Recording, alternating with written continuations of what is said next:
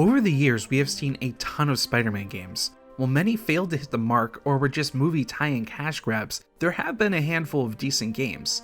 It wasn't until 2018 till we got a Spider-Man game that truly could be called spectacular. This is a special game for many people. It's known to have a great trophy list and ended up being the first game that many people platinumed. I myself was at the very beginning of my trophy hunting journey when the game released, and of course this was years before I started making videos. That's why when I had the chance to play Spider-Man Remastered, I was extremely excited to play through the game again and get to experience it in 60 FPS glory on the PS5 in my journey to the Platinum Trophy.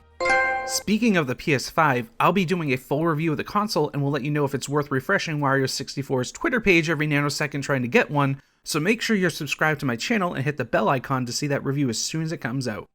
When I booted up Spider-Man Remastered, I was initially frustrated because my 100% completion save did not transfer.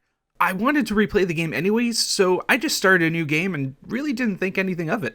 When I was just about done with going for the Platinum Trophy a second time, I found out you had to upload your save in a special way, and when you transfer your save, the Platinum Trophy will unlock automatically once you fire up your save in Spider-Man Remastered. Peter, this doesn't seem safe. Yeah, I'm afraid I might.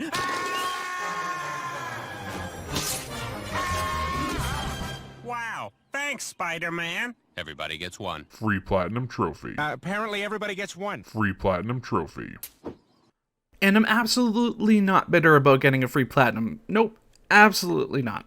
You play as Peter Parker, the Amazing Spider-Man, not to be confused with Frank, the Man-Spider. First of all, don't say I went as Spider-Man. I didn't go as Spider-Man. I was Man-Spider. Totally different. Instead of another origin story, we actually joined Peter 8 years into being Spider-Man. He's already faced almost all his greatest foes before, and he's had to grow and adapt to the trials he's faced.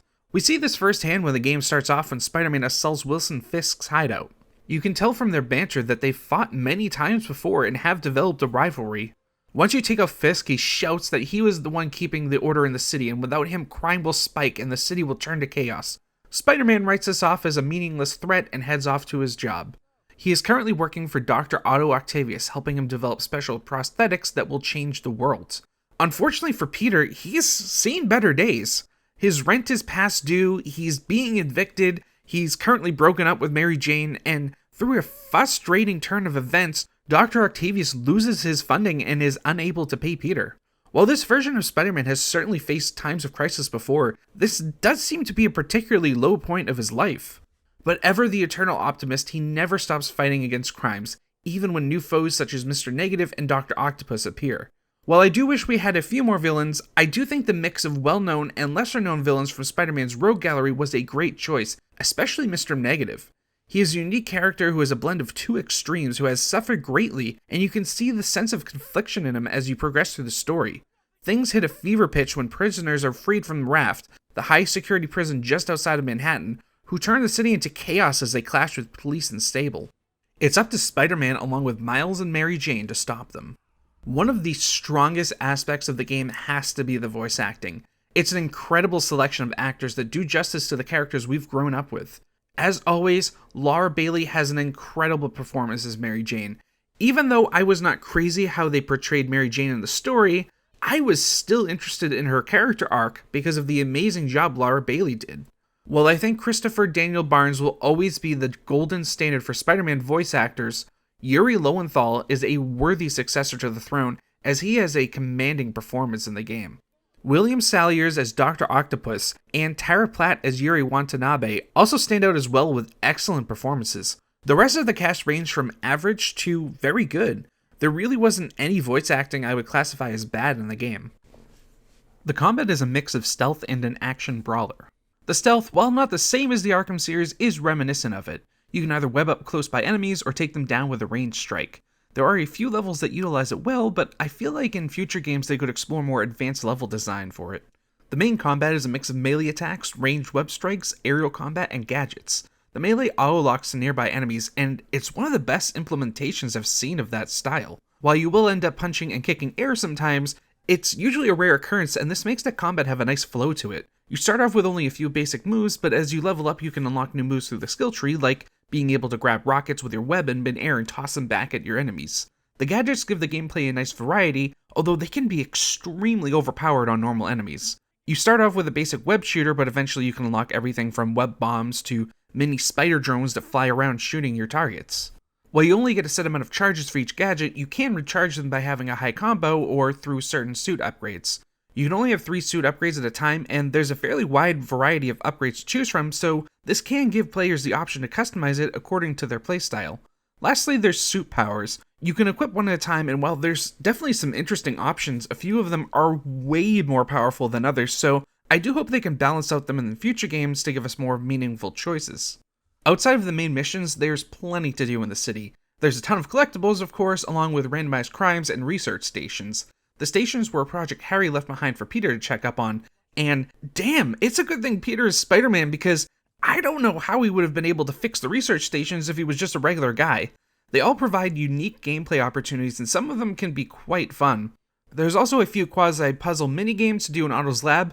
There's really nothing to write home about, but it does work as something to mix up the gameplay. There's also challenges throughout the city set up by Taskmaster. There's combat, stealth, bomb, and drone challenges, each showcasing a different style of gameplay. You have 3 ranks for each challenge, and I had some difficulty with them the first time I played through the game, but this time around I definitely found them a little bit easier. I've always been good with the combat challenges, but was dreading the stealth ones, but surprisingly I did them in all in just 1 or 2 tries this time around. They focus on speed, and if you get caught, it's an instant fail, so it can be frustrating if you're going for a higher rating and keep failing like I've done in the past. The drone ones can be quite enjoyable as well as they focus on web swinging and traversal speed. Side missions are a bit of a hit or miss. Outside of the quest chain where you get to have a boss fight against Tombstone, most are fairly bland fights against generic enemies, or that one where you have to catch 12 pigeons around New York City. I really feel like they should have had 2 or 3 more minor villains to go up against in these side quests, which would have made them much more interesting. As far as improvements and enhancements go for the remastered version, it's virtually identical to the PlayStation 4 version except for the addition of a few graphical modes. I went with the 60 FPS ray tracing mode, and while the resolution is lower than the other 2 modes, it still looks absolutely incredible. The change from 30 FPS to 60 cannot be understated. The game just feels and plays so much smoother, and everything feels that much more responsive. I tried the highest graphical setting that plays at 30 FPS, and could only stay in it for about 5 seconds before switching back. The changes in lighting look absolutely stunning, and even though I'm not huge on graphics, even I had to stop and take pictures of the incredible views. There are a lot of areas where textures have been improved, and the costumes especially look better than ever, which was shocking to see because they looked so good in the original PS4 version as well. This is one of those win-win scenarios where the game looks incredible along with being at a solid 60 FPS. I can't remember a single time where the frame rate dipped, which is an impressive feat pulled off by Insomniac Games. As for my journey to the Platinum Trophy, I did things a little differently and more efficiently this time around. There's a ton of things to do in Manhattan, and Spider-Man does a great job of slowly introducing players to the various gameplay loops throughout the game. This makes the game feel fresh as there's constantly new things to do as the game goes on and opens up. The major trophies you need to watch out for are the 100% complete all districts trophy, purchase all suits trophy, unlocking all skills trophy, or at least as far as the Platinum Trophy is concerned. There are a few new trophies added in for the remaster, like finishing an enemy base without taking damage and achieving a combo of 100, both of which are easy to get along your way to the Platinum, although they are not required for it. I decided to put the story on hold and complete all the different crimes as they popped up along with all the collectibles. This is one of the very few games I can say that I actually enjoy gathering the collectibles like the backpacks and landmark photos, because swinging around New York City in itself is just extremely fun. This reminds me of my trophy run for Infamous First Light, where traversing the map was just so much fun that I didn't mind gathering the collectibles. Much like in that game, in Spider-Man the collectibles actually serve a purpose as well for buying suits and upgrading gadgets. If you're not someone who typically goes for platinum trophies and you're curious about it, honestly, Spider-Man is probably one of the best games to start with. I know it's technically a fairly easy platinum trophy, but the main thing in gaming, however you choose to play your games, is to have fun, and going for the platinum in Spider-Man is just that. This was actually my 3rd time playing through the game because I had gone for the New Game Plus on Ultimate Difficulty trophies as well, but I still enjoyed playing through the game again. Being able to play the game at 60 FPS was quite literally a game changer, and I hope going forward, all games give us the option for a performance mode with a stable 60 FPS. As far as the complaints go for the game, I honestly don't have many outside of some nitpicks. While I do agree doing another origin story would have put people off, I do wish we started a bit earlier in Spider-Man's career, maybe 2 or 3 years in.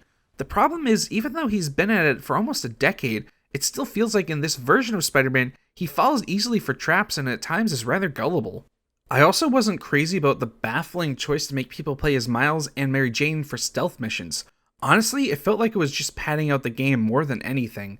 Outside of the mission inside the train station where they came up with a fun gameplay mechanic of Mary Jane having to sneak around while having Spider-Man clear her enemies, I honestly just tried to finish the stealth missions as fast as possible so I could get back to the fun gameplay. While the combat does feel occasionally a little clunky, with the increased FPS, it does feel more responsive, which does compensate for some issues. I also wish there were a few more boss fights. The fights that were in the game were among the best moments of gameplay in it, and while I know they have to save some villains for future games, it did feel a bit lacking in that area. It's almost a compliment more than a nitpick. I enjoyed the boss fights so much, I just want more. There's a few other issues with the game, but I would need to do a very in-depth analysis of the game to get into them, and for the purposes of this video it wouldn't work, so I'll have to save that for another video. Like I said, it's really just some minor issues with the game. Overall, it's an enjoyable experience, and I think almost all Spider-Man fans will have at the very least a decent, if not amazing time playing through the game.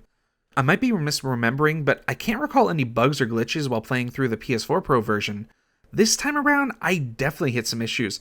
Most of the time it was ragdoll physics glitches or visual UI bugs. Nothing game-breaking, and at times it was hilarious to see enemies shoot up in the air like they had rockets attached to them, but it was kind of shocking how frequently it happened. Now, before we get to the rating for the trophy process, we do have to go into the one ugly thing about the game.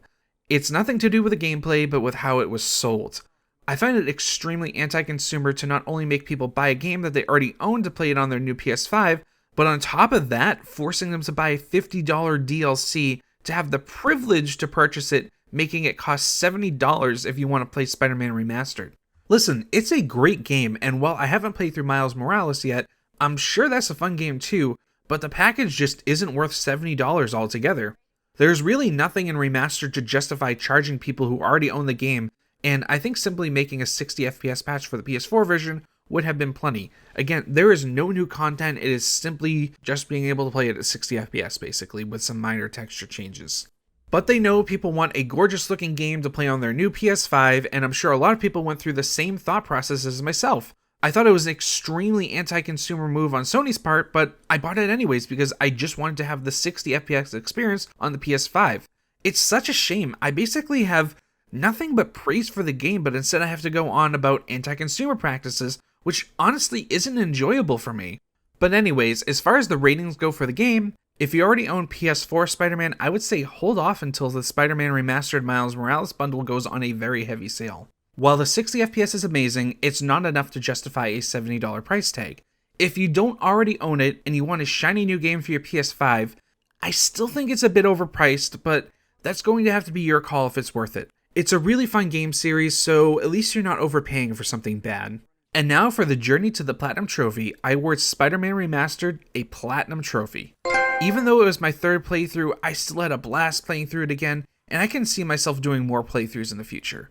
I think with some slight tweaks in some areas, Spider-Man 2 will be an incredible game, and I think the series has a very bright future. I also can't wait to try out Spider-Man Miles Morales. I will be doing a journey to the Platinum Trophy for that as well, so make sure you're subscribed and hit the bell icon to be notified when I post that video. As far as other future videos go, right now I'm working on a review for Monster Hunter Rise and a journey to the Platinum Trophy for Concrete Genie, along with my full PS5 review.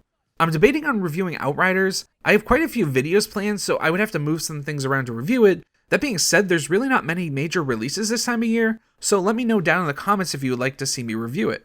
I'm also curious if anyone else redid the Platinum Trophy, or did you just upload your Spider-Man PS4 save and call it a day for the free Platinum Trophy? Thanks so much for watching, I'll see you all in the next video.